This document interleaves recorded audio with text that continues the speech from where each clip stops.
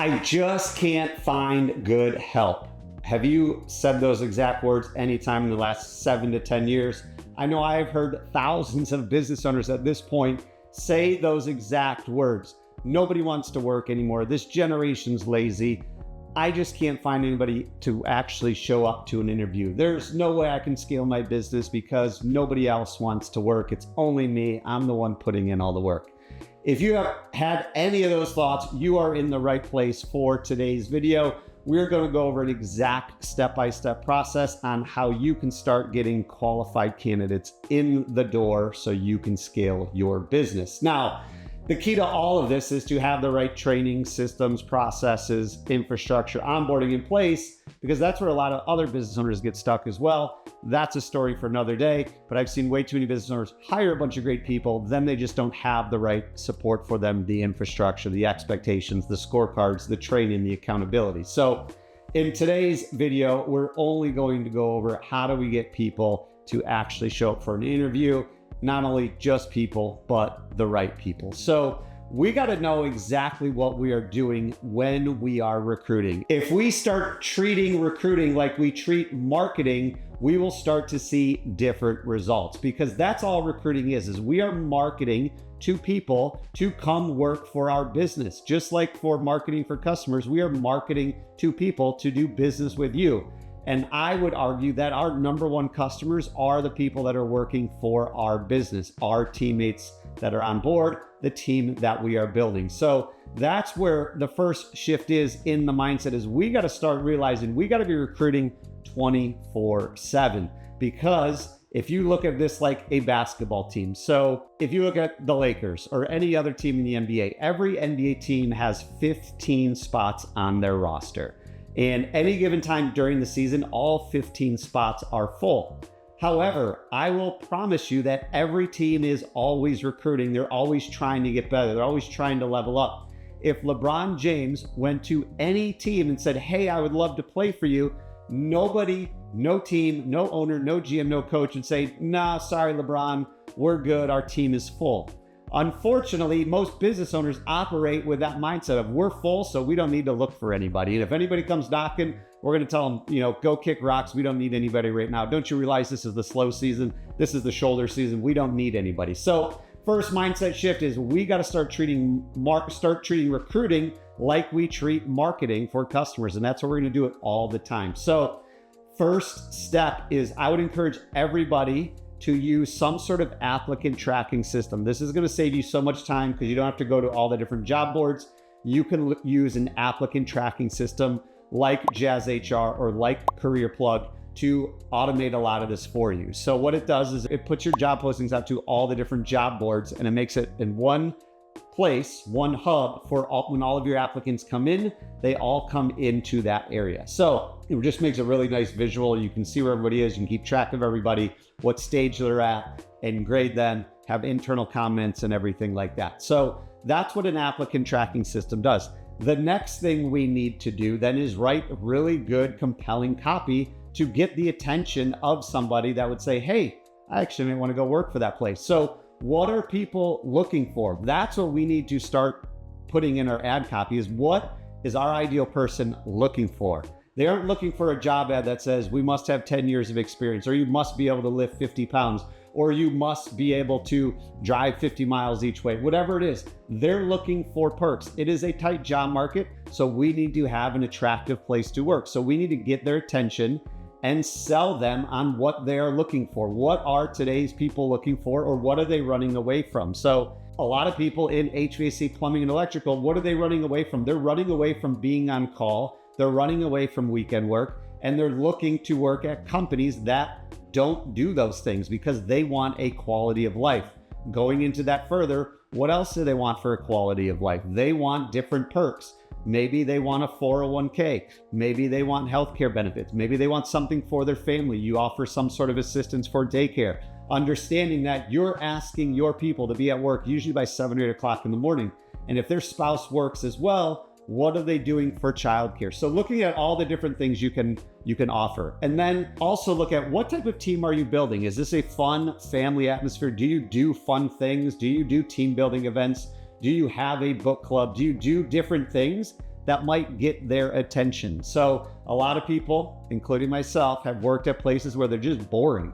We don't want to work at a boring place. We want to work at a place where we feel valued, where we feel welcomed, and we do all these different things. So making sure you are writing a compelling ad copy. I was talking to Brandon Vaughn, and he used to own a power washing company, and he made it fun, and he said he was looking for professional squirt gun operators, or high-powered, gas-powered squirt gun operators, because he was just trying to get the attention of people that would be like, oh, that sounds like a fun company. I'm going to work there. Your messaging and your branding has got to match the values and the mission of your company. So we have to have that compelling ad copy on your job posting. So say we've got that all done. Now what do? A lot of people just say, fill out the application, and then we'll give you a call for an interview.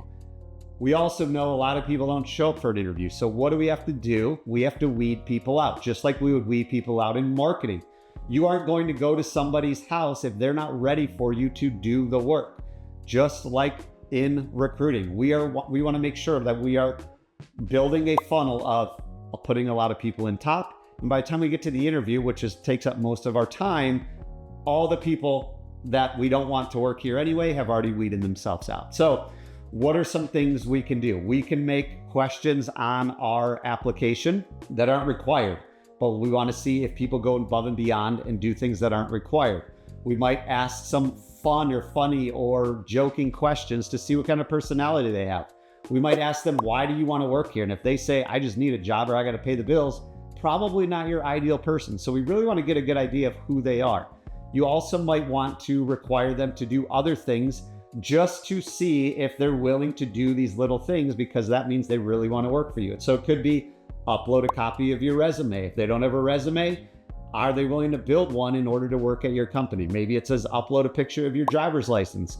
Are they willing to do that? There's plenty of things that we can do to weed people out in order to make our time more efficient and to make sure we're getting the best candidates in the door. So say our application has done that, the resume has done that. Now what are we going to do? We're probably going to I would do some other form of weeding people out further.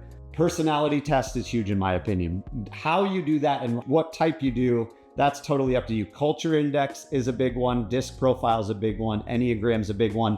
Look at 1, 2, or 3 of those to further weed people out. If you're looking for somebody that has to be customer facing, they might look really good on paper, but we want the personality to test to say, hey, this person will be great at answering the phone, or this person will be great in someone's house.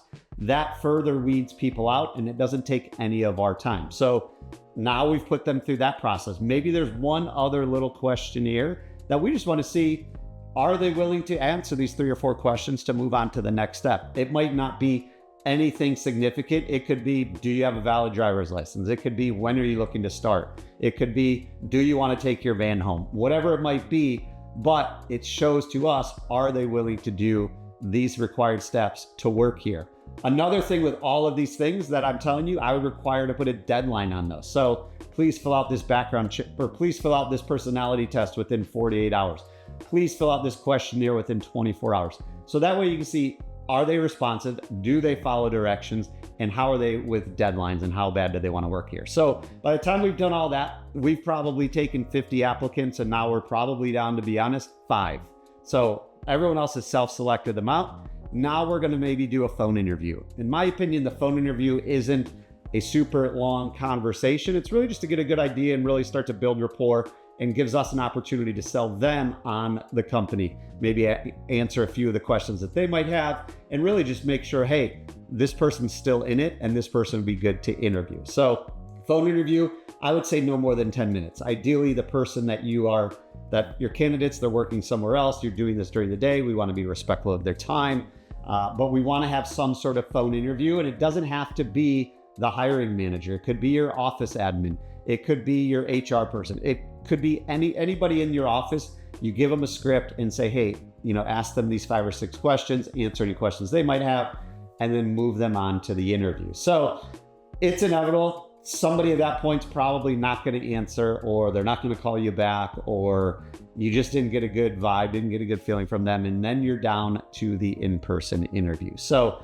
by the time you've done that, I promise you that you probably are interviewing people that would be a really good fit for your organization. How do I know that?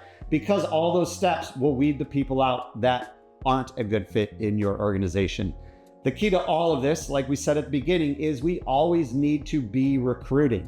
So you might be saying, well, I don't need to hire anybody right now. Well, by the time you get someone through that process, say you meet with them in person, or say you even have this conversation on the phone and say, their name is Paul. That's my name. Paul, we really want you on the team. We have an opening in about a month because that's when we're getting into our busy season, or that's when this person's moving out of training, whatever it might be. They're probably sold. They're like, oh, that's perfect. They can go work for a couple of weeks, put in their 2-week notice, and then they start. Because now it allows you to build that relationship. When you're ready, when they're ready, the odds of them coming to work for you are really good because you've done a great job of selling them. You showed them that, hey, it's a really hard place to get into work, and that they see the value in joining your organization. Now, day of the interview, that's another opportunity to sell them on your organization. How are you welcoming them? Are you excited? Does everybody know they're coming? Do they know their names so they can say, oh, hey, Joe, I heard all about you. Can't wait to learn more. Do you have water waiting for them? How welcoming are you? So that way, when they leave, they're like, man, I really hope I get that job, because those are the people that we want. We need to understand that we are selling ourselves to them just as much as they are selling themselves to us. So that's how we are going to build a team with a pipeline of consistent, really awesome candidates that we're filling in to our business so we can continue to scale. So we no longer have to say, I just can't find good help. If I could just find 2 more technicians, I would hit another $1 million. If I could just do this, then this would happen. To me, that excuse, we need to get rid of it, because there are enough people out there as long as we are putting in the work to go get them. Just like all the customers out there, we got to put in the work to go get them. So if you have any questions, want to dive into this further, put it in the comments below, or go to thebluecollaradvisors.com/call. You can go there, set up a call with me, and we'll just chat, dive in, learn a little bit more about your business, figure out what's working, what's not working, what are some opportunities, what are some red flags, give you a financial assessment of your business, see how healthy it is, because the key to all of this is that's where we got to go. We need people to build a business that is financially healthy. And in order to do that, we've got to know our numbers. So if you have any questions, please let me know. Like I said, put them in the comments, or go to thebluecollaradvisors.com/call and set up a call with me. I am Paul Maskill, your outsourced CFO from the Blue Collar Business Advisors.